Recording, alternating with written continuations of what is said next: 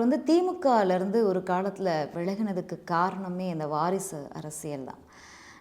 But இன்றைக்கு திமுக செய்யக்கூடிய அதே வேலையை தான் மதிமுகலையும் துரை வைகோ அவர்கள் என்ட்ரி ஆகிறதையும் மூத்த தலைவர்களோட அந்த விமர்சனங்களையும் நீங்கள் பார்த்துருப்பீங்க. அந்த விஷயத்தை எப்படி பார்க்குறீங்க? துரை வைகோ அவர்களுடைய அந்த அரசியல் என்ட்ரியை எப்படி பார்க்குறீங்க? துரை வைகோவினுடைய அரசியல் வருகை என்பது அந்த கட்சிக்குள் ஒரு அடுத்த கட்ட மாற்றமாக பார்க்கப்படுகிறது. அது குறித்த பார்வையை பதிவு செய்ய வேண்டும் என்று சொன்னால், தலைவர் வைகோவை குறைத்து மதிப்பிடுவதாக ஆகிவிடும். தலைவர் வைகோவினுடைய நிழல், அதற்கு கீழ் நின்று கொண்டு யார் இந்த இயக்கத்தினுடைய பயணத்தை முன்னெடுத்தாலும் அது அடுத்த கட்டத்தை நோக்கி நகரும். இந்த நபர் அந்த நபர் என்கின்ற பார்வைக்குள் நான் போகவில்லை. தனிப்பட்ட கருத்தையும் நான் இதன் மீது பதிவு செய்ய விரும்பவில்லை. ஆனால்